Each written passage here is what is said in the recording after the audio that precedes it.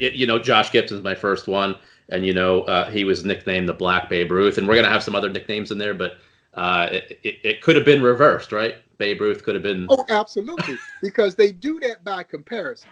Because you knew everything about the major leagues, so they want people to gain kind of a comparison, and so that's what you'll see. You'll hear guys say, "Well, Josh Gibson was the Black Babe Ruth," but then you'll hear the counter of that. Well, Babe Ruth, Gibson was so good. The people that saw Gibson will say that Ruth was the white Josh Gibson, and I think what they're trying to do is draw this parallel to let people understand how good these players were from the Negro Leagues by comparing them to a contemporary in the major league that we know virtually everything about. Gibson was incredible. Gibson was absolutely incredible. And I think you can make the legitimate argument that he's the greatest combination of power and average this game has ever seen. Because lost in the incredible power is the fact that Josh hit 354 lifetime.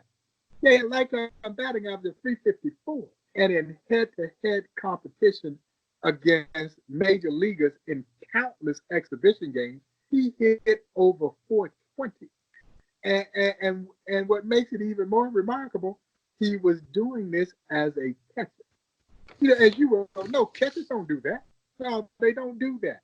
And so Gibson, I don't know if for me, I think Josh is the greatest baseball player of all time. Now that distinction normally goes to the center fielder because that's that glamour position.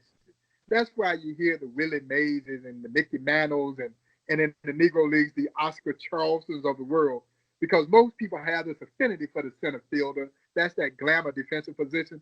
But what Gibson did as a catcher, and I mean he dominated on both sides, on offense and defense, is virtually unheard of.